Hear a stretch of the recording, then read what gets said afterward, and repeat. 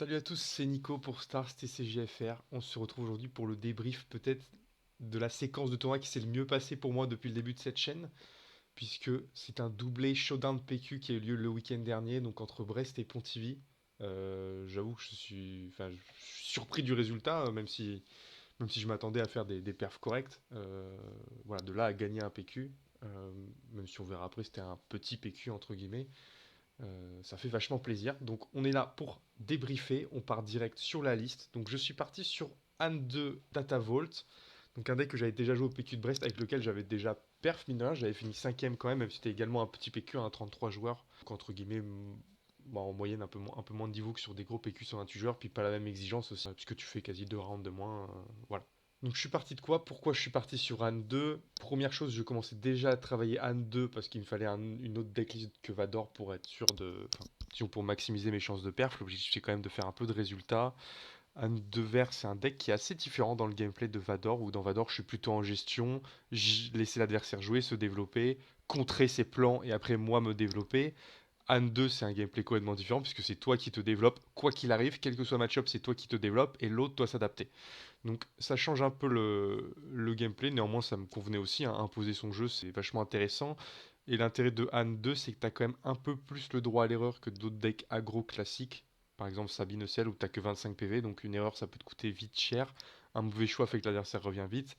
Han 2 tu as un peu plus le droit à l'erreur et des outils aussi dans le kit qui font que tu peux prendre vraiment beaucoup d'avance par rapport peut-être à une Sabine. Je suis parti de quoi pour aller? Je suis parti de ce que j'avais fait à l'époque et je suis surtout parti de la liste de Stephen Wolf qui a gagné le showdown de Santa Geek. Quand j'ai vu qu'il avait gagné, je me suis dit ok, donc Anne de Vert, ça peut encore marcher dans la méta.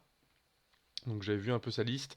J'avais déjà enlevé moi à l'époque Akbar. J'étais pas tout à fait d'accord et je voyais pas trop l'intérêt, mais parce que j'avais pas encore fait assez de games. Maintenant que j'ai fait le PQ, je vois l'intérêt de Akbar honnêtement, notamment sur le match-up Anne de Bleu Force, puisqu'il va te jouer des Chirrut et mine de rien Akbar ça permet vraiment de damage le Chirrut si t'as 2-3 unités déjà en place.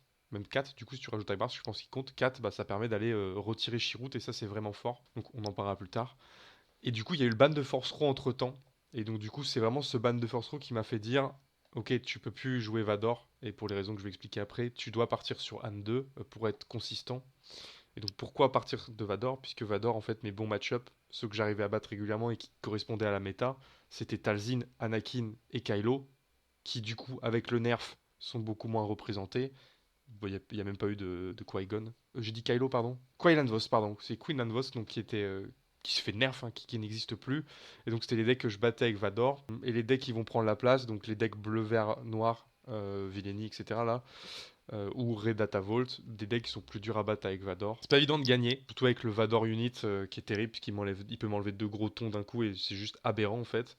Donc le call Han était beaucoup plus fort puisqu'il fallait être plus agressif pour compenser ça. Et puis de toute façon c'était un deck que je savais déjà jouer à peu près, donc c'était une bonne décision. Qu'est-ce que j'ai fait donc pour virer Force Row, pour compenser le ban de Force Row, j'ai viré les 3 Soldiers ici, les 2 Akbar là, et j'ai laissé que 2 R2, même si garder 3 ça avait du sens, mais il fallait de la place dans le deck pour d'autres idées que j'avais. Moi j'ai préféré rentrer du coup à la place un troisième Fang Fighter main, pour éviter tous les decks aggro qui mettent des upgrades, les Kazuda, les trucs comme ça. Les upgrades, je sais pas, tous les decks jaunes hein, qui jouent des pilotes notamment.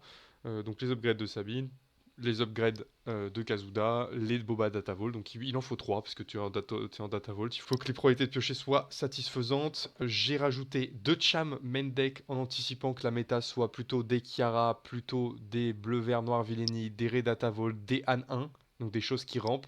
Donc le Cham main deck qui me paraissait essentiel. Là on voit qu'ici il est plutôt en side. Et effectivement ça avait du sens puisque la méta avant ça ne rampait pas, hein. Anakin, Talzin et Quinlan ça ne rampe pas.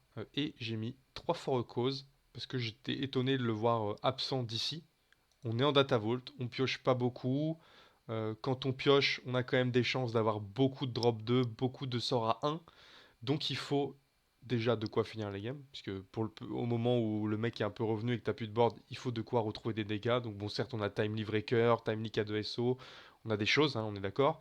Mais ce For a Cause, il va également permettre de filtrer notre pioche, et donc déjà faire des damage base, et virer la merde qu'il y a sur notre deck, mais aller chercher les Windu, les Radius, les Breakers, les Timely, pour finir la game. Ok, donc ça sert vraiment à ça, et puis après, au global, hein, le but, c'est vraiment de poser une pression T1. Donc voilà, on a Black One, Sabine, Battlefield Marine, Cassian éventuellement. Gros goût contre les decks un peu agressifs qui peuvent prendre du Swarm, on va dire. Donc ça, c'est une bonne option, gros goût. Globalement, il faut faire quoi? Il faut poser une unité, gérer son initiative pour être capable de faire des Alfie Patrol Wing, taper à 4, enfin taper avec 2 de plus, ou avoir l'initiative pour faire un super tandem assault, taper avec 2 unités en même temps, et du coup avoir un gain d'action et de dégâts par rapport à l'adversaire, et le surmener, le surbooker, jusqu'au tour de Han, où là tu vas, entre guillemets, ralentir un peu, c'est-à-dire faire beaucoup plus d'actions, delay tes actions pour éventuellement sortir des armes to the teeth, pour sortir des cassions, des ressources, poser un pot surprise à la fin du tour, ou des choses comme ça, et pour continuer à mettre la pression pour que le gars au début de son tour il soit obligé de gérer pot, il puisse pas gérer le reste, donc tu continues à le massacrer, etc. En side deck, garde, j'ai mis un confiscate en plus.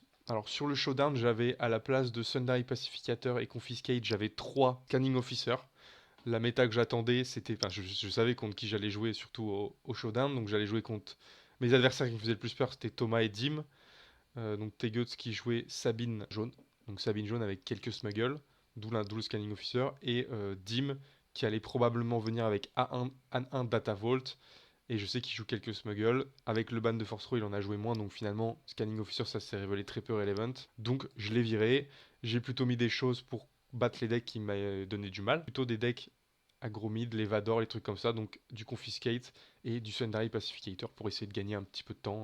Notamment bah, celle-là qui heal 2 et qui fait 2 dégâts de plus. Donc un edge de 5, c'est très utile contre des decks agressifs. Ensuite, on a le Parliament qui sert du coup pour les decks Anakin, pas les decks Anakin, mais les decks qui jouent Anakin Unit, avec du blanc et du noir. Donc ça permet de reset sa défausse, comme ça Anakin devient nul. Un petit Chewbacca pour les decks contrôle. Choose Side pour les decks contrôle, c'est assez sympa aussi. Il y a une game que j'ai gagnée là-dessus, j'expliquerai dans le showdown. Et le petit Home contre contrôle, les match-up un peu plus lents qui vont durer, qui vont vraiment gérer mon board, bah, ça permet vraiment de terminer. J'ai pas mis Kelleran Beck, hein, je me suis posé la question et en fait j'ai pas su dire par quoi le remplacer.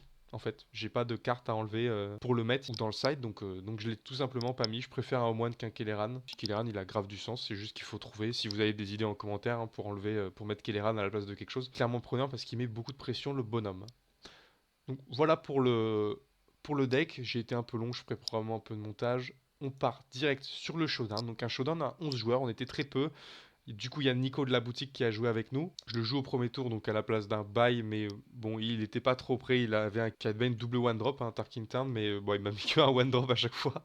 Et à chaque fois, autour de son coup, c'était Blaster, donc en fait, il prenait pas de board, donc moi, je pouvais m'installer, et au final, avec ses 25 PV, je suis allé quand même assez vite pour le tuer. Donc c'est pas un match qu'il faut regarder. Voilà, dans le match-up, ça n'a pas trop de sens. Derrière, on joue direct Dim, donc avec un double jaune. Il était venu avec un double jaune et honnêtement, il va vraiment plus vite que moi, ce qui est assez emmerdant parce que le but de mon deck, c'est de me dire que personne va plus vite. Ou alors, de temps en temps, je dois faire des value trade. Évidemment, contre n'importe quel deck. Contre Dim, je peux pas faire de value trade puisqu'il joue des unités un tour plus tôt aussi, mais lui, il garde tous les PV, il vomit juste sa main. Enfin, son seul drawback, c'est de perdre sa main. Donc, il a pas de malus, il va plus vite. Donc voilà, avec les rusés notamment. Donc je perds 2-0. C'est assez embêtant parce que du coup, je me dis que ce showdown, il va être dur à prendre s'il y a Dim. Mais bon, on est là pour tester aussi le Han 2 Datavolt en live. Donc voilà, on joue Clem ensuite qui jouait Talzin. Il fait l'erreur de vouloir me race alors que bah, du coup, il a 28 HP, moi j'ai 33. Et en fait, tu peux pas race un Han 2 qui est capable de te faire 13 en une action.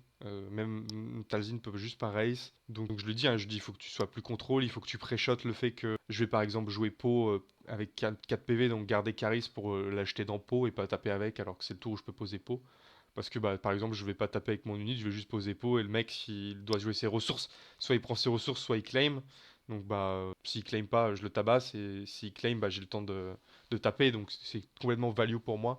Donc il se met en difficulté parce qu'il a tapé avec Caris au lieu de la garder pour contrôler. Donc là, on est en 2-1. Bon, c'est un top 4 quand même, il faut assurer le truc. À ce moment-là, je suis cinquième. Je suis contraint de gagner la prochaine hein, pour faire le top 4. Je joue contre Greg qui joue Pit Rouge. Je crois que je vais faire la première. Je peux rien faire en fait. Le Greg il va ramp. Il va se retrouver à jouer des gros vaisseaux tout le temps et il me tabasse. Donc je peux rien faire. Au final, je gagne quand même les deux suivantes. Pourtant, je joue jamais de cham. Mais lui, il va plus ramp sur les deux games d'après. Donc c'est moi qui vais me déployer. Je vais pas bloquer les vaisseaux, mais je vais juste aller plus vite pour le tuer avant que ses vaisseaux me tuent. Et coup de bol, en vrai, il a pas eu barrage ni bombardement planétaire à des moments cruciaux. Donc, notamment la game 3 où je m'attends, si je prends un barrage, c'est dur. Je joue autour de barrage, donc j'ai un board qui me permet de survivre à barrage, mais si je prends un barrage, c'est très compliqué. Et au final, j'ai fait un play qui bloquait barrage. Je me rappelle plus, je suis pas capable de vous redire. Il y a eu tellement de parties que c'est trop dur de tout se rappeler, mais du coup ça passe, puisque du coup je vais battre Greg et me retrouver deuxième du tournoi, donc 10 minutes en 4-0. Alpha Nanas. Attends, mais je l'ai joué Alpha Nanas. Ah oui, je le joue en semi-final, c'est logique. Et puis en fait, Mazori qui arrive à passer quatrième, et du coup il va jouer Dim. Et en fait, c'est ça qui va me sauver mon tournoi. Désolé Dim de dire ça, mais. Parce que du coup, Mazori il va battre Dim avec Kiara ECL, qui est effectivement plutôt solide contre Anne de Jaune.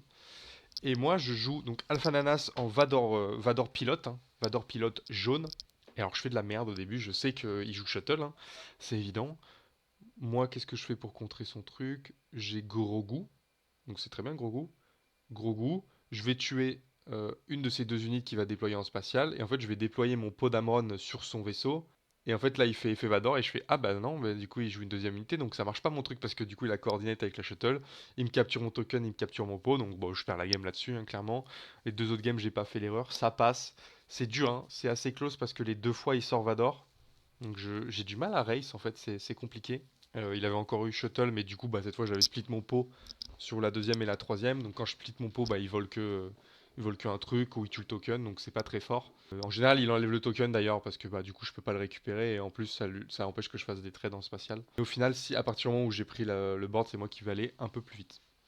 Donc voilà, on va jouer Mazori, donc Kiara ECL. Je perds la première.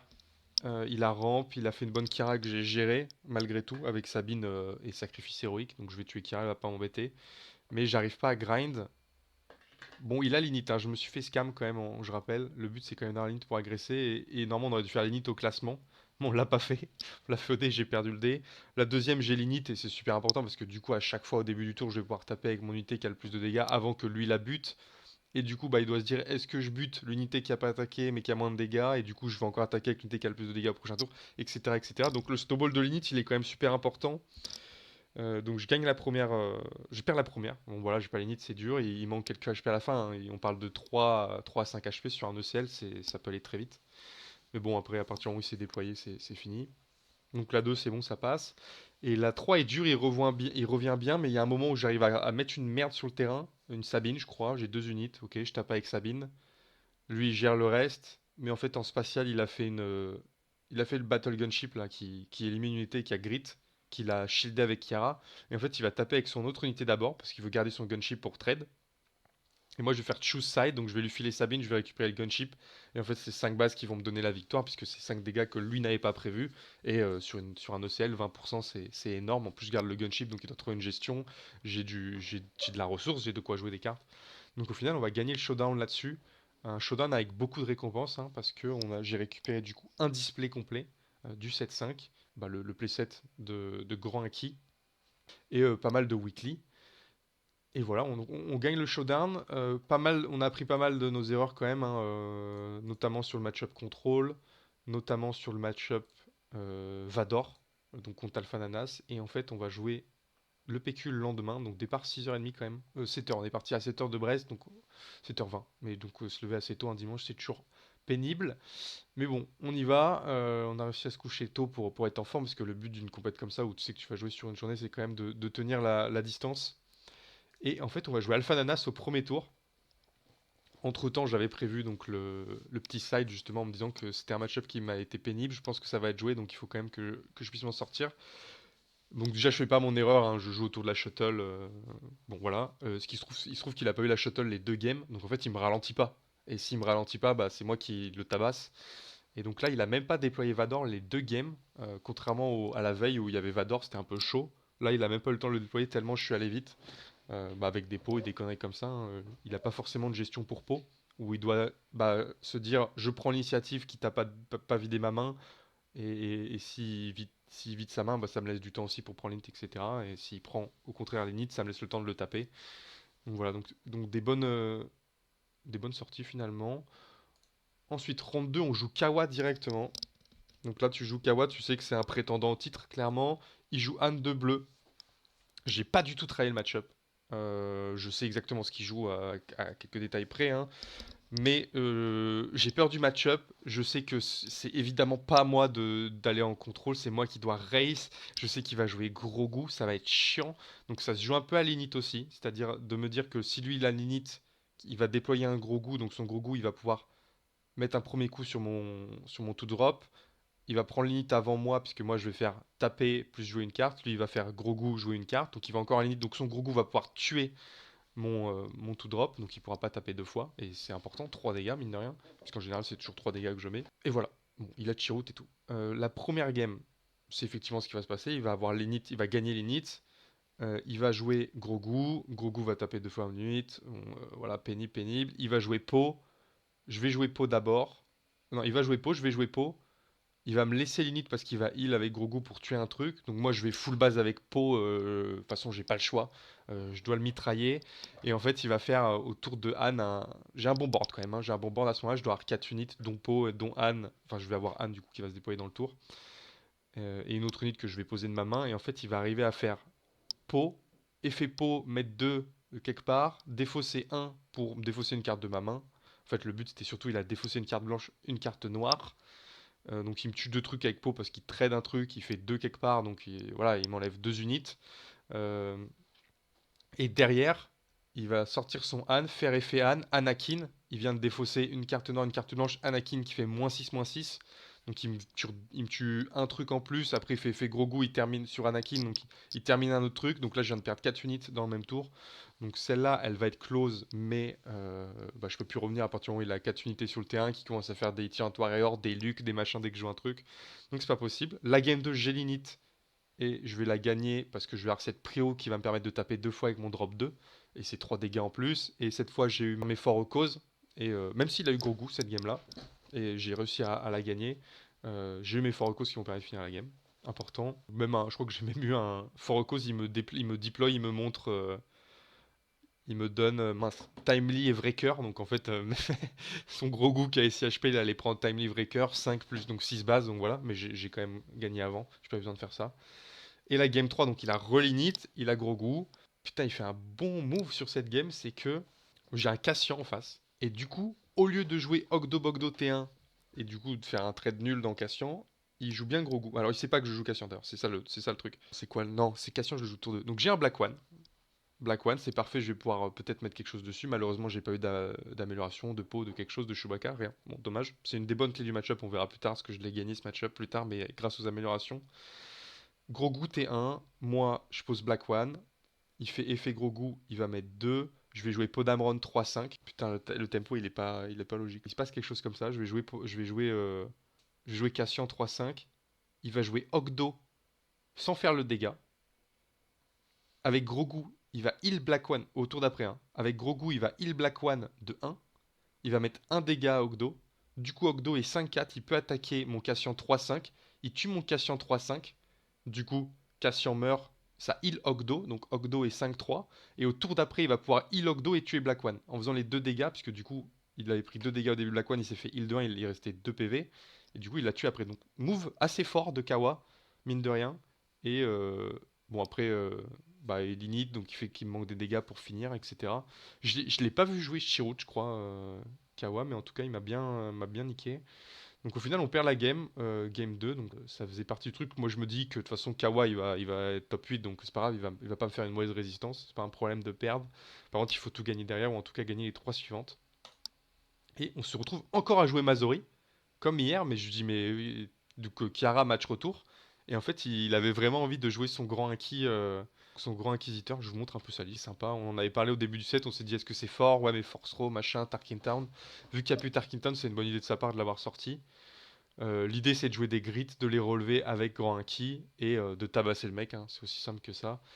Et il se trouve que je suis plus rapide que lui puisque je sors avant gros inki, donc en fait en général il meurt avant gros inki.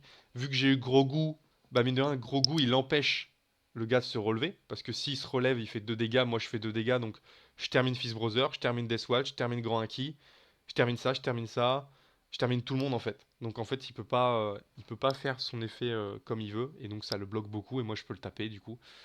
Donc voilà, donc on gagne Mazori. On est round 4, on joue contre Mathieu qui joue Boba Data Vault. Je vais perdre la première game honnêtement sur l'init puisqu'il va faire Pride tour 1. Donc c'est la merde Pride tour 1, je reviens pas. Je sais pas pourquoi, en vrai, je me rappelle plus exactement la sortie, mais voilà, Pride Tour 1, il fait qu'il va prendre un petit peu d'avance et des dégâts en plus, même si je peux avoir gros goût. Je pense que je l'avais même pas en plus sur ce match-là. Et donc il va ramp et voilà, Boba machin, j'ai pas l'anti-amélioration.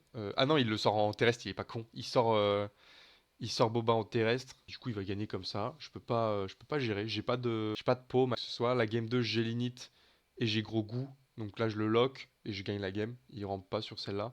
Il est obligé d'open fire d'ailleurs. Il doit open fire mon gros goût, donc il fait un tour médiocre. C'est la game 3 où il open fire gros goût.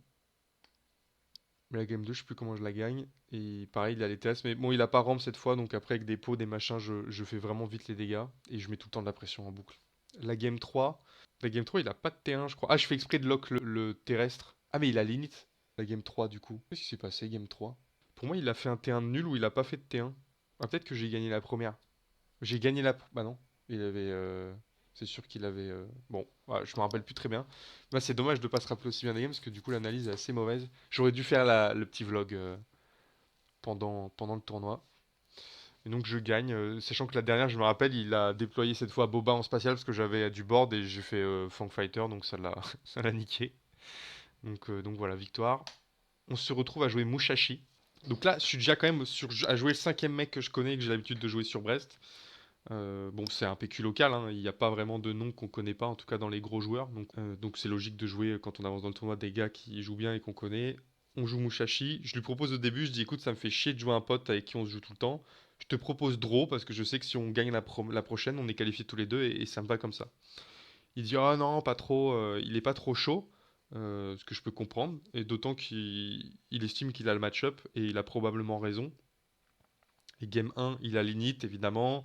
Gros goût, c'est pénible, je gagne pas. Ok, très bien. Bon, tant pis. Game 2, j'ai l'init, cette fois je peux agresser.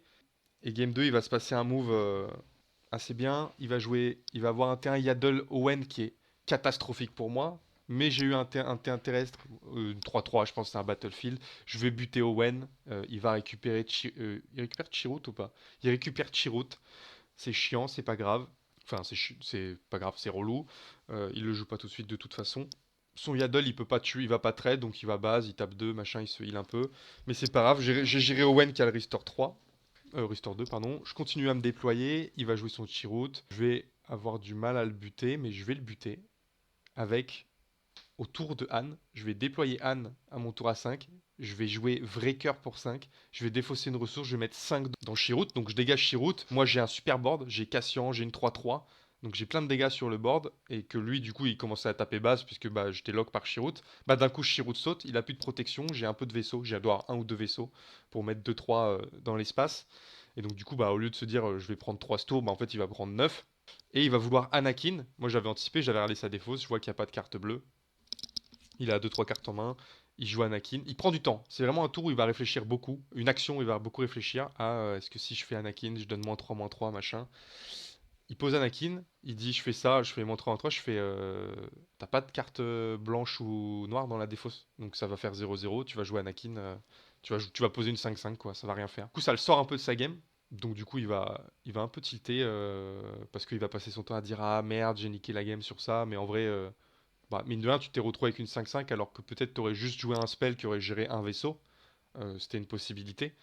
Mais du coup, si tu joues un spell pour poser un vaisseau, bah, t'as plus Anakin 5-5 sur le board. C'est-à-dire que Yaddle, il permet pas à 3 unités de se heal, etc. etc. Et donc finalement, je continue à me déployer et à prendre de l'avance, notamment parce que j'ai posé un breaker, par exemple. Si t'es pas capable de gérer breaker tout de suite, c'est la merde. Donc je gagne cette game, et la game 2... Oh, la game 2, elle est ouf. Alors sachant que sur la game... Non, la game 3, pardon. Mais la game 2, il avait joué Ogdo, donc il y a une espèce de race qui faisait peur. Donc pourquoi je parle de Owen et Yaddle? Ah mais non, ah c'est ça, pardon, excusez-moi. Il a joué Ogdo tour 1, il y a une espèce de race, il joue Yaddle et Owen, je commence à me dire, ok, je peux plus race, donc je gère Owen. Ensuite il pose son Chirrut, voilà, l'ordre est plus logique comme ça. Et donc j'ai aussi à la gagner sur ce petit Anakin, et n'empêche j'avais un vaisseau qui tapait aussi, donc à 5. Et donc ça se gagne. Et la game 3, il a l'init, du coup, il va jouer Ogdo tour 1. Je me dis, putain, c'est un ouf. Il pose une 5-3. Moi, je vois ma main. J'ai Black One, R2, Chewbacca. Non, pas Chewbacca. J'ai Po. Donc, en fait, il joue Ogdo. Parfait. Je pose Black One. Je pose R2 dessus. Donc, j'ai une 4-4. S'il fait pas Open Fire, Black One ne meurt pas. Et du coup, je vais pouvoir poser mon pot dessus. C'est ce qui va se passer. Je vais poser pot, je vais avoir du coup mon petit token à côté et mon vaisseau qui va taper à 6 plus faire un dégât. Lui, il va jouer Kiadi pour piocher et pour commencer à se générer la force. Donc son Kiadi, il arrive en 4-2 au tour 3, donc il n'a pas la force, donc il pioche même pas. Je tape avec mon truc, un dans Kiadi, donc Kiadi est 4-3. Donc lui, il m'a déjà mis quand même 10 bases à ce moment-là. Non, 5 bases, c'est tout. Il a juste fait un coup de Hogdo. Prochain tour, il prend l'init. Il peut toujours pas gérer le vaisseau avec Po. Donc hop, je refais un coup, ça tue Kiadi. Il tape avec Ogdo, donc moi je dois être à 10 ou 14, puisque quand même Kiadi, il avait l'init, donc il a tapé avec Kiadi. Il va toujours pas gérer mon vaisseau. 6 bases de plus, il est déjà à 18, il a une base à 28. Moi je continue à me déployer terrestre, du coup là je commence à envoyer du pot, du machin. Il refait un Chirrut, je refais Anne vrai cœur, donc j'enlève Chirrut, je finis la game, et ça passe là-dessus. Donc il était toujours un peu en tilt du fait d'avoir fait ce move avec Anakin, et du coup ça passe. Donc après il m'a envoyé un message en disant putain j'aurais dû faire draw. Bon, c'est le jeu. Donc là, j'étais trop refait d'avoir gagné le match-up. Il a pris des risques à jouer Ogdo. Il a misplay son Anakin. Voilà. Bon, oui, ça tient à ça quand même, un tournoi, mine de rien. Des petites erreurs de l'adversaire. Moi, j'ai pas l'impression de faire d'erreurs sur tous mes matchs. Là, sur ceux-là, j'ai l'impression de jouer propre. C'est un deck où c'est dur de faire des erreurs. Faut juste faire les bons choix d'unit. Mais bon, hein, si tu sais ce que le mec joue, tu fais globalement les bons choix. On se retrouve round 6 contre Dim. Donc là, je regarde, je dis Dim, il n'y a aucun monde où on va s'éliminer l'un l'autre. On se pose sur le classement. On est round 5. Il est cinquième, je suis sixième à ce moment-là. La résistance est 60-56. Donc ce qui se passe, c'est que Darkness et Masta, ils jouent l'un contre l'autre. Donc eux, ils font match nul, ils savent qu'ils sont qualifiés. Kawa et Lupin, ils font match nul, ils savent qu'ils sont qualifiés parce qu'il y a très peu de chances qu'il y ait des mecs qui passent leur résistance à eux. Et nous, on se regarde, on est un peu à la limite. On sait que eux, ils n'ont pas le choix de jouer. Parce qu'ils n'ont pas la résistance pour résister justement aux mecs qui sont par là. Au 3-0-2, au 3-1, au 3-1. Parce que si les 3-1 gagnent avec leur résistance, ils vont passer devant. Donc ils peuvent pas match nul. Jarax et Surtanos. Donc ils vont jouer. Donc nous on sait qu'ils vont jouer. Donc ça veut dire que théoriquement on recule tous les deux d'une place. Dim du coup serait potentiellement sixième, moi septième. Donc on va dehors, on va discuter, on regarde le truc. Donc Dim potentiellement sixième, enfin sur sixième, moi septième. Ce qu'il faut regarder après c'est Eagle One, Magic Tibbs. Ils vont se jouer en fait. On va voir qu'ils vont se jouer, mais c'est les deux qui peuvent nous passer devant au vu de leur score. Parce que s'ils gagnent, en fait si lui gagne, il a 14 points. Donc nous, en faisant draw, on passe à 13. Lui, il passe à 13, mais il a 57 de résistance. Donc il peut me niquer moi. Il va pas potentiellement pas niquer Dim, mais il peut me niquer moi. Et de toute façon, vu que Dim est devant moi, dans tous les cas, c'était moi qui sautais si Dim, enfin, si Eagle One gagne. Et il y a Geekork et Poulswen, là, en 3 à 1, qui vont se jouer également, mais eux, ils ont une résistance assez faible.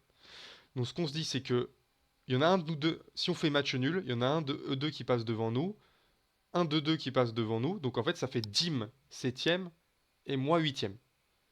Et si jamais Guy Cork, Poulswen, celui qui gagne, c'est celui qui a le plus de résistance et que par l'effet de nos match-up précédents, la résistance monte trop, du gagnant et moi elle baisse trop, je me retrouve à être neuvième. Et je dis à Dim, écoute, je préfère qu'on fasse match nul et que moi je sorte, qu'il y en ait un de nous deux qui perdent et que ce soit relou. Ok, c'est plus sympa de se dire qu'on est tous les deux dans le top 8 que de se dire qu'on élimine l'autre gars. Voilà. Donc la conclusion c'est ça. Et en plus, si je suis 9ème, je peux me casser plus tôt parce qu'on est rentré au final à 23h30 en plus. Donc il y avait deux voitures en partance de Brest. Il y avait un monde où il y avait moyen de rentrer plus tôt. Et il se trouve au final qu'en fait, Ozmagic et Eagle One, ils vont faire encore match nul. Donc ça donne finalement ce classement-là. Et c'est Geekor qui va battre Poulswen. Mais la résistance va faire que ce qu'on avait calculé était. Enfin, c'est plus favorable que ce qu'on avait calculé. Et donc au final, c'est Surtanos qui est premier du coup en 5-1-1, mais c'est parce qu'il était, enfin en 5-1-0, mais il était obligé de jouer la dernière, donc c'est logique qu'il soit passé premier. Sa résistance, elle est dégueu. Là où ceux d'après qui ont fait des matchs nuls ont vraiment une belle résistance. Masta avec Amir Al-Akbar. TKB Darkness, donc qui est le frère de Surtanos, qui joue le deck de Surtanos, qui est troisième. Kawa arrive à être quatrième. Bon, il a fait match nul à la fin, voilà, très bien. Dim est cinquième. Sa résistance est montée, tandis que celle de Lupin est un peu descendue, donc il est passé devant Lupin, très bien. Je suis septième, parfait. Ça laisse un peu de marge. J'avais calculé en plus, je me suis dit, ah mais attends, si je suis huitième, en plus je joue sur Thanos, Sabine c'est un match-up trop avantageux, c'est parfait. Et en plus, si je suis huitième et que Dim est septième, bah on va pas se jouer avant la finale, donc c'était cool. Et Geekork qui passe, donc Geekork, il avait un Kylo Tarkintown vachement contrôle. C'est pas le Kylo qu'on peut voir au World, c'est vraiment celui des Worlds, c'est vraiment un deck hyper contrôle, donc c'est pour ça qu'il a fait quelques matchs nuls. Et donc regardons un peu ce qui s'est passé dans les quarterfinals. Donc du coup, vous avez vu, je vais jouer Masta. Je vais gagner la première grâce à Grogu, évidemment. Donc il fait quand même un premier tour qui fait vachement peur, hein. Il fait R2 Babou Frick. Ok. Donc moi j'ai l'init dans tous les cas parce qu'il a joué deux trucs. Grogu va mettre 2 dans Babou, dans R2, genre, je sais plus ce que j'ai fait. Je pense que le but c'est de tuer Babou Frick. Au prochain tour il va finir Babou Frick. Je vais arriver à me déployer de très bien. Lui il a pas tant de gestion, pas tant de... Pas une si bonne sortie à vrai dire. Il tient pas le late game et surtout je suis en capacité en fin de partie d'aller tuer... Ah oui non putain la partie est sympa. C'est qu'au tour de Han, j'ai toujours mon Grogu, je pose mon Han, il finit son tour.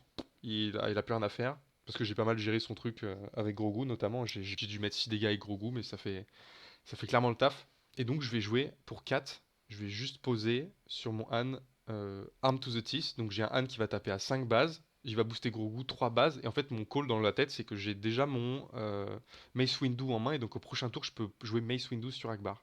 Et c'est un super piège. Parce que... Comment je fais? Mais du coup je retape avec l'init. Ou j'ai pas l'init mais en tout cas il va pas tuer tout de suite Han.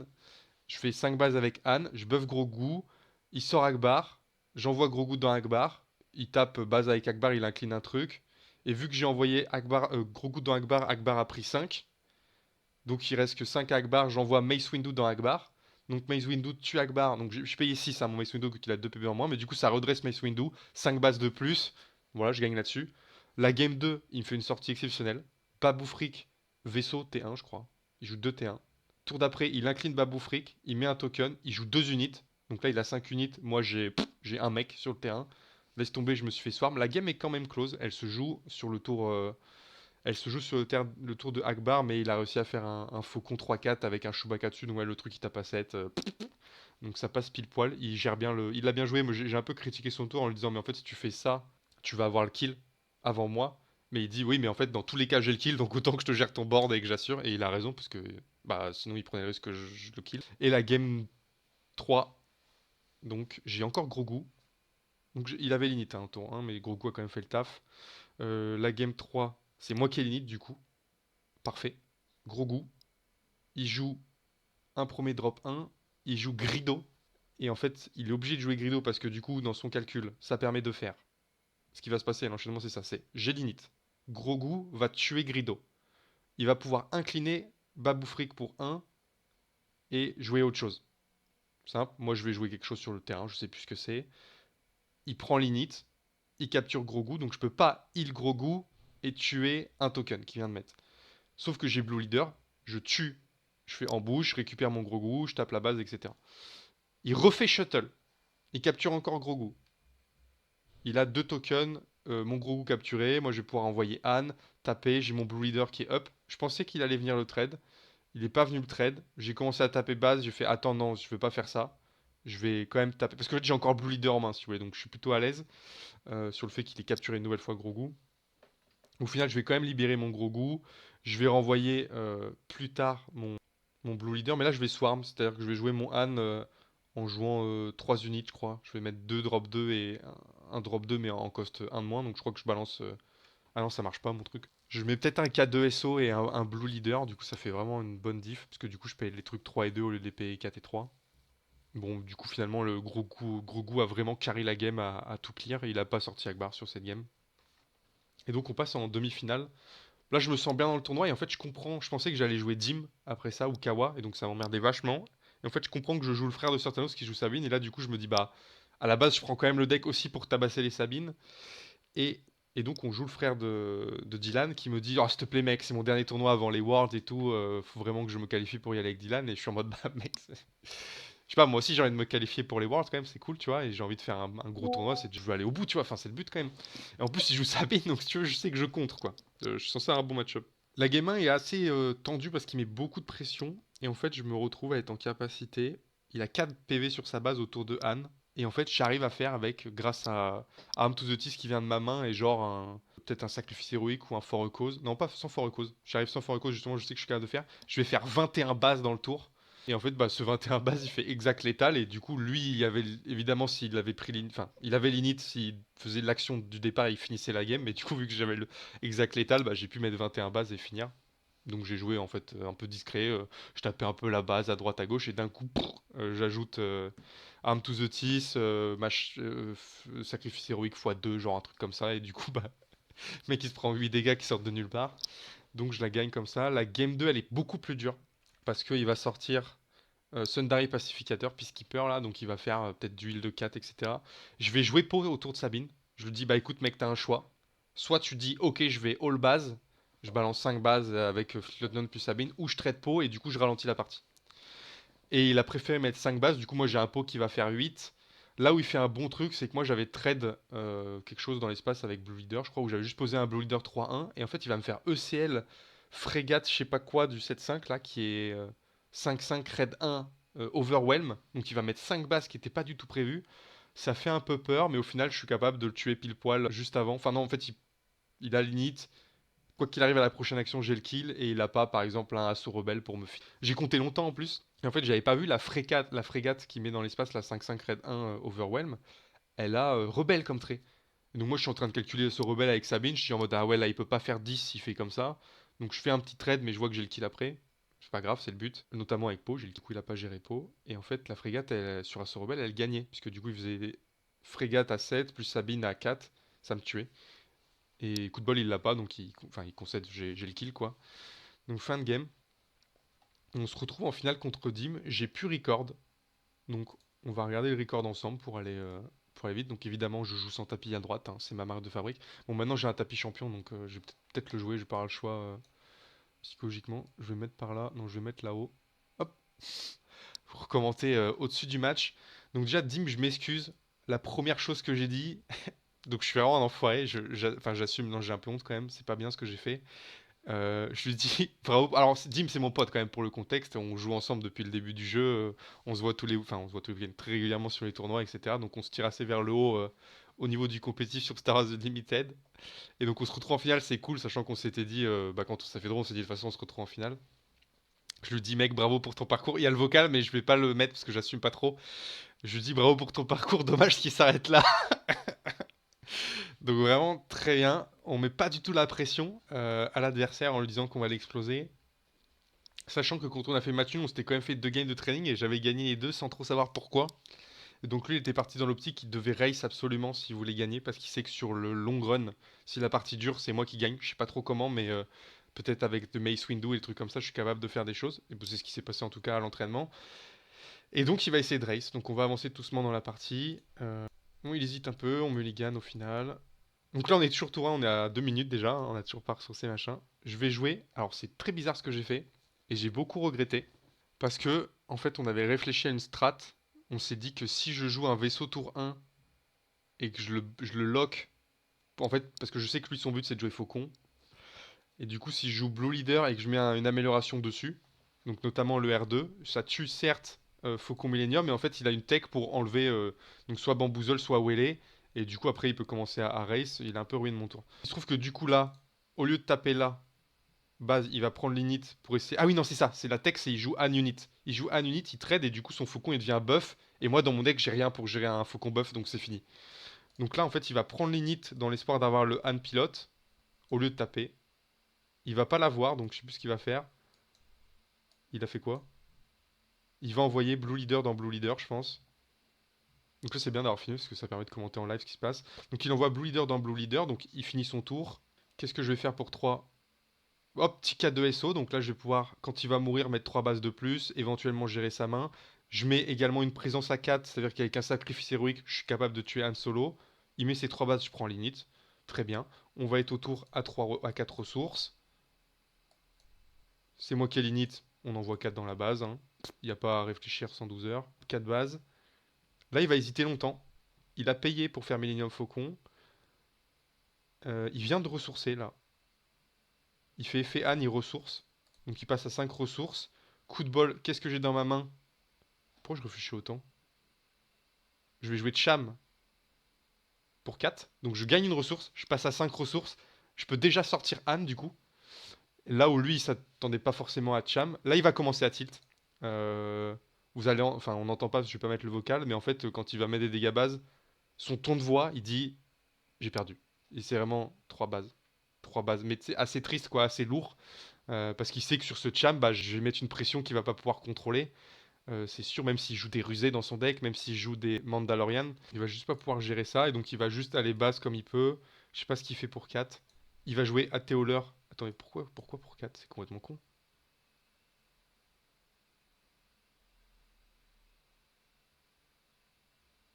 Ah bah si, hein. Mais là je comprends même pas pourquoi ça lui a coûté 4. Bah donc là il a... Ouais, donc d'où le tilt, hein. Il vient de payer un Athéoleur pour 4. Et il va mettre 3 bases avec Faucon. Moi j'ai fait 3 bases avec Anne. On arrive au tour d'après. Moi je suis prêt, hein. Là je suis en mode tout droit, hein. J'ai 7 sur sa base, ça a aucun sens les dégâts que j'ai sur le board. Là j'ai 5 plus 3, j'ai 12 dégâts. Donc je vais pouvoir tout simplement mettre base comme un gros taré. Il tape en premier, c'est étonnant, je sais pas pourquoi il a la limite. 5 bases, hop, il passe à 12. Il se rajoute une ressource pour préparer son âne, ici. Je vais pouvoir faire 3 bases avec mon âne. Il déploie âne, et là, moi j'ai toutes mes ressources open. Merde, j'ai fait plus. Il déploie âne, je suis déjà prêt, j'envoie ma ressource, sacrifice héroïque, je fais 6 dans âne. Je commence à dire 3 bases, je fais attends, t'as combien de cartes en main? Il a une carte en main. Je me dis bon, autant l'enlever. J'enlève la carte en main. Il défausse Wele. Il me reste 5 ressources. C'est à lui de jouer. Donc là, bah en fait, je viens de lui baiser son tour, hein. Il avait une carte en main, il peut pas la jouer. Il n'a pas de blaster à mettre. Son tour, c'était à la base blaster sur Anne pour faire 6 dégâts, pour tuer, je sais pas, Anne par exemple, ou commencer à race. 6 bases de plus, mine de rien, il me pose à 15. Plus 4 derrière, je suis à 19. C'est pas évident. Et il avait Wele, du coup, il pouvait faire Wele en plus là. Il me reste 5 ressources, donc ça me permet de faire quoi? Bah, je vais poser Po. Ah non, Chewbacca, je pose pas Po. Donc il aurait pas pu me le renvoyer en main, donc c'est pas très grave. Bah là, j'ai 13 dégâts. C'est pas encore le kill, 13 dégâts. Je sais pas trop ce qui va se passer après. Il continue à taper base. On fait un petit peu la monnaie sur les dés. J'ai tapé 5 avec Cham, donc il est à 20. 5 bases avec Chewbacca. Lui, il a fait ses 3 bases avec Faucon. Je suis à 20. Il est à 25. Il manque 3 dégâts sur Anne pour finir. Je pense que là, il stat à concède. Puisque de toute façon, si je prends l'init, j'ai 5 dégâts. Il a une carte en main parce qu'il a dû ressourcer. 3 bases. Bon, bah, il est à 28. Il peut pas me finir. Je pose pot. Donc il concède. Voilà, ok. Donc la game est aberrante. Enfin aberrante. Pas tant que ça, mais il a juste pas eu le hand pilote du 7-4 qui l'aurait mis vraiment bien dans le spatial. Donc je la gagne. Là je vais side enfin deux de mes Fang Fighters sur 3. Parce que je me dis que bon, j'ai pas besoin de ça. Je préfère avoir par exemple les Sundari Pacificators pour gérer un peu la course, pour contrôler la course. On va démarrer la game. J'ai j'ai pas l'init. Ah non, c'est ça. C'est pas qu'il va me la laisser, c'est qu'en fait, il va jouer sa troisième ressource en première intention. Moi, je vais passer. J'ai un drop spatial, un drop terrestre. C'est important pour moi. Dans tous les cas, je vais avoir l'init à la fin du. Ah non, je vais pas forcément avoir l'init, mais dans tous les cas, je veux m'assurer que mon tour tape. Parce que s'il met une 3-5 terrestre, que je mets une 3-3 en face, il va taper en premier, il va la tuer. Si je mets un spatial et qu'il a faucon, il va le tuer en premier. Donc, pas du tout rentable. Je préfère le laisser jouer, partir de l'autre côté pour être sûr d'avoir mon truc qui stick sur le board et pour mettre des dégâts tout le long de la partie. Donc il va jouer, moi je passe. Il joue à Théoleur, du coup je vais terrestre avec Battlefield Marine. Il sait que j'ai enlevé mes Fang Fighter parce qu'il sait que j'estime que j'en ai pas besoin dans le match-up. Et en fait j'ai gardé un Fang Fighter. Il est dans ma main actuellement. Il réfléchit longtemps. Là c'est vraiment une réflexion de 30-40 secondes. Est-ce qu'il va all-in ou pas? Il joue Chewbacca sur son Athéoleur. Donc là il a une 7-8. Sauf que j'ai Fang Fighter. Au revoir Chewbacca. Donc là, il va payer 3. Son tour, il s'est nullifié. J'ai payé 3. J'ai une 3-2. J'ai une 3-3. Il a son AT Hauler. Donc là, bah, tilt. Enfin, voilà, il y a le body language sur les mains. Évidemment, ça lui baise, ça lui ruine sa game. Il envoie 4 bases. Il doit quand même tenter la course. Je suis étonné, en vrai. Je pense qu'il doit trade tous les jours. Après, il a pas envie de blesser son AT Hauler parce que s'il meurt, je vais le kill. Donc 3 bases, 4 bases. Ok, on avance un peu dans la game. On redresse, on est prêt, nous, à se battre. Il va me faire une ressource là. C'est assez gourmand de sa part parce que. Non, du coup, il le fait pas parce qu'il sait que c'est le tour de Cham. Il la risque quand même, sa ressource. Donc il passe à 5. Qu'est-ce que je vais faire moi? 3 bases. Oui, bah pourquoi? Enfin, moi, je dois delay mes actions. Parce qu'en main, j'ai Chewbacca. qui va me permettre de protéger ça de Wele et qui va me permettre de trade AT-Holler et donc de récupérer le AT-Holler. Il va faire 4 bases. Logique. Là, vous voyez, j'ai 4 ressources. Pour delay mes actions, je vais poser un Black One et lui mettre les dégâts. Comme ça, j'ai payé une ressource, j'ai joué mon action. J'ai pas passé parce que si je passe à ce moment-là, il peut potentiellement vouloir prendre l'initiative parce que c'est favorable, c'est potentiellement favorable pour lui. Parce qu'il va mettre 4, il va pouvoir déployer son One plus tôt. Donc là, je le force à jouer, je le regarde. Voilà, moi au moins j'ai posé une menace en plus, dans le cas où j'aurais passé, bah, c'était dommage de ne pas mettre de menace si lui prenait l'initiative. Ça me baisait mon tour. Gros temps de réflexion pour Dim, parce que là il a 5 ressources, il doit se demander quoi faire. Après, intense réflexion de Dim, il va jouer, c'est bien, un Blue Leader. Donc un Blue Leader qui va avoir ses 2 points d'XP, qui va trade là. Donc il est censé avoir 3 dégâts d'ailleurs, on a mal fait le truc. Ah, on voit que je suis pressé de jouer mes ressources là. Ouais, je suis pressé, il finit son truc, je balance Chewbacca là-dessus. Donc là, il a plus de ressources, il peut pas contrer. Je vais tuer le AT-Holler. Oh putain, ça rame. Je vais le, je vais le play. Et du coup, là, je me retrouve avec Black One, Fang Fighter 6.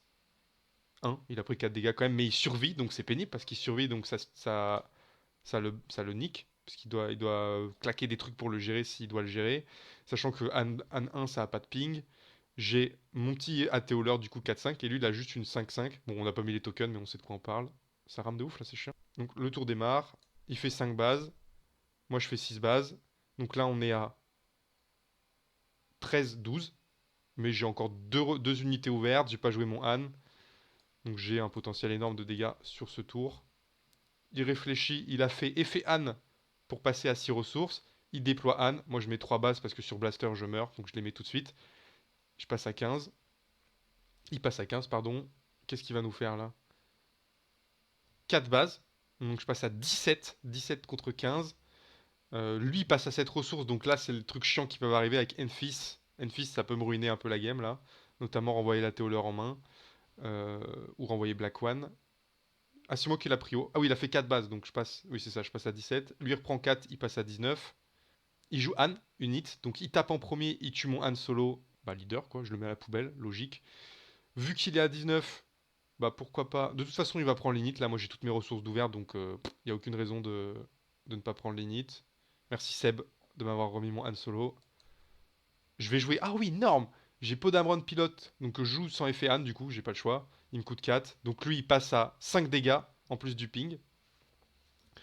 Là, je vais avoir une petite hésitation. Parce que donc je vais mettre 5 bases, très bien, il va passer à 22, c'est la catastrophe pour lui, même 24, pardon. Ma petite réflexion, c'est de me dire, ah, je commence à pinguer ça, je dis attends, parce que ça sert à rien de pinguer ça parce que je vais le tuer au prochain tour. C'est plus me dire ma menace c'est Han Solo. Si je joue un vrai cœur, il va pouvoir tuer vrai cœur avec Han Solo. Donc je préfère ping là pour faire vrai cœur et détruire Han Solo. Je mets évidemment les 4 bases, n'oublie pas. On est au tour suivant, donc moi j'ai l'étal. Lui, est-ce qu'il a l'étal 17 plus 4 plus 5? Donc 26 plus 6. Sur Blaster, il a l'étal en 3 actions. Moi j'ai l'étal en une action. Fang plus Chewbacca. Donc il est obligé de gérer Fang Chewbacca pour survivre. Il va réfléchir. Il va réfléchir. Il regarde bien ses ressources. Et il va concéder puisqu'il n'a pas de solution pour gérer le chasseur Fang. Il fait Blaster sur Han. 8 bases. Bien joué. Donc là, on vient de gagner le PQ. Alors la sortie, honnêtement, la sortie, elle est aberrante. Je vais pas vous mentir, la sortie, elle est aberrante parce qu'elle me permet... Ouais, c'est ce que je monte. Je monte le Fang Fighter. Je monte les 2 autres en side. C'est-à-dire que j'ai une carte sur 60 qui me fait gagner la partie. Parce que le mec part du principe que je l'ai enlevé, il a raison. Je l'ai enlevé sauf une parce que je savais pas quoi rentrer à la place.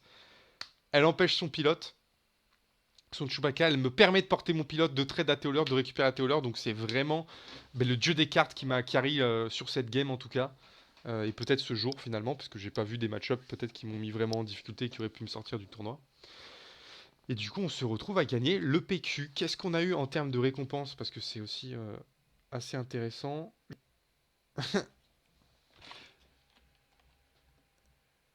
La gueule du type est terrible. Je sais pas si vous verrez bien sur votre téléphone. En tout cas, voilà. Il faut que je travaille, faut que ChatGPT travaille un peu mieux. Alors, quelles étaient les récompenses? J'ai noté la petite liste. Donc, j'ai eu 3 displays du 7.5. Le tapis champion. Bah, elle est en picture, façon en miniature. Le Malak, champion, finaliste, top 4, top 8. Je crois que j'ai eu 20 weekly. D'ailleurs, je sais pas où ils sont, faut peut-être que je les open. Le token init du PQ. Et du coup, la qualif pour les Worlds. Donc ça, il n'y a rien d'officiel, il y a juste mon blaze. Il y aura mon blaze dans le scoreboard, j'imagine. Pour les Worlds, donc de Vegas. Et là, la question qui se pose à moi et que je pose à vous, est-ce qu'on se fait objectif Vegas saison 1, puisque du coup, celui d'avant, c'était la saison 0, ou pas. Voilà. Donc une victoire en PQ qu'il faut relativiser euh, par le fait que c'était un PQ 50 joueurs, d'accord. Ça veut pas dire que je suis le roi du monde et que je joue super bien au jeu. J'ai joué un deck qui m'a permis d'être performant ce jour. J'ai eu les cartes qui sont sorties à des moments qui m'ont permis d'être performant ce jour. J'ai eu les match-ups dans le top qui m'ont permis de gagner. C'est aussi ça les cartes, c'est tomber sur les bons match-ups au bon moment. Quand je me plaignais à l'époque où je jouais Vador, donc c'était il y a quelques mois, hein, que bah, je me prenais des sabines à chaque fois alors que je faisais un bon tournoi, bah, c'est aussi ça. Des fois, tu joues les mauvais match-ups au mauvais moment et ça te ruine des tournois. Ça fait partie de la variance. Et là, on a eu la variance dans notre sens, donc on gagne un gros tournoi et ça fait extrêmement plaisir. Il faut surfer sur cette vague et espérer des grosses perfs à Bilbao en tout cas. J'espère que ce débrief vous a plu. Il a duré longtemps, je vais essayer de couper un peu au montage des moments un peu où je bégaye. Et puis on se dit à très vite pour une prochaine vidéo. J'espère que ça vous a plu. Abonnez-vous, lâchez un petit like. Et merci à tous d'avoir regardé. Ciao tout le monde.